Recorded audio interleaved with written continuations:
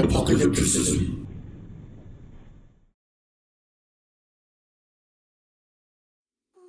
Part 1.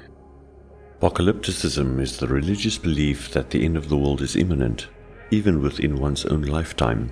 This belief is usually accompanied by the idea that civilization will soon come to a tumultuous end due to some sort of catastrophic global event.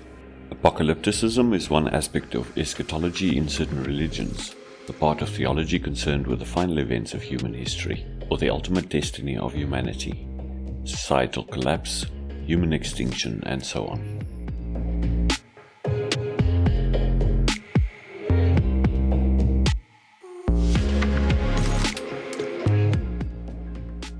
Religious apocalypticism. Religious views and movements often focus on cryptic revelations about a sudden, dramatic and cataclysmic intervention of God in history, the judgment of humanity, the salvation of the faithful elect, and the eventual rule of the elect with God in a renewed heaven and earth. Arising initially in Zoroastrianism, apocalypticism was developed more fully in Judaic, Christian, and Islamic eschatological speculation. Esoteric aspects. Apocalypticism is often conjoined with the belief that esoteric knowledge will likely be revealed in a major confrontation between good and evil forces destined to change the course of history. Apocalypses can be viewed as good, evil, ambiguous, or neutral, depending on the particular region or belief system promoting them. However, it is not exclusively a religious idea, and there are end times or transitional scenarios based in modern science, technology, political discourse, and conspiracy theories.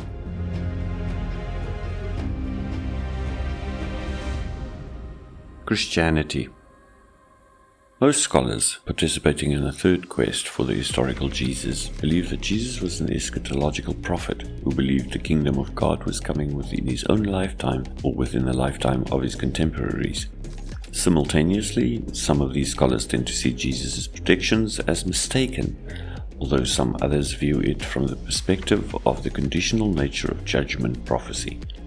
A number of interpretations of the term Kingdom of God have thus appeared in its eschatological context, e.g. apocalyptic, realized or inaugurated eschatologies, yet no consensus has emerged among scholars.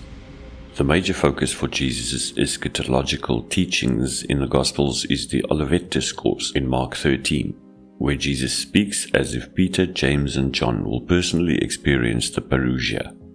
Many scholars point to Jesus' association with John the Baptist as confirmation for his apocalyptic intentions. Paul the Apostle states in his letter to the early Christian communities in Asia Minor that he expects to be alive when the end of the world comes, and the passage in 1 Thessalonians 4:13-18 is often cited as proof, although its interpretation is disputed. In contrast, other passages in the Pauline epistles are seen as describing the nearness of the parousia, whether or not Paul himself will live to see it. However, these statements find tensions with other New Testament passages, conflicting with texts which form the basis for later Christian apocalyptic theology. This includes a passage from the apocalyptic discourse of Matthew 24, where Jesus states only the Father knows of the hour of the coming of the Son of Man. While later Christians favor Matthew 24 over Mark 13, modern critical scholars recognize this contradiction as evidence of shifting Christian belief. This is a shift that suggests the apocalyptic moment will occur at a later date, not in the lifetime of Jesus' followers. Various Christian eschatological systems have developed among different Christian denominations throughout the history of Christianity, providing different frameworks for understanding the timing and nature of apocalyptic predictions.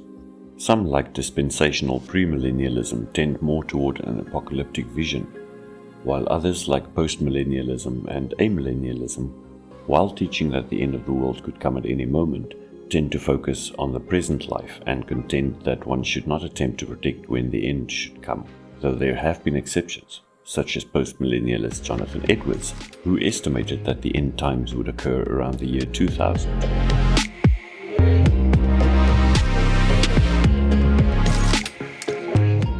Recent scholarship has re-evaluated the apocalyptic ideas in the early Christian Gospels, not as a literal timetable or prediction of the end times, but as relating to the destruction of the Jewish temple in 70 AD, and the wider cosmic importance that the temple had for Jews that would warrant apocalyptic language among diasporic Jewish communities in the Roman Empire. For ancient Jews, the temple was treated as a symbolic or even literal meeting point between heaven and earth.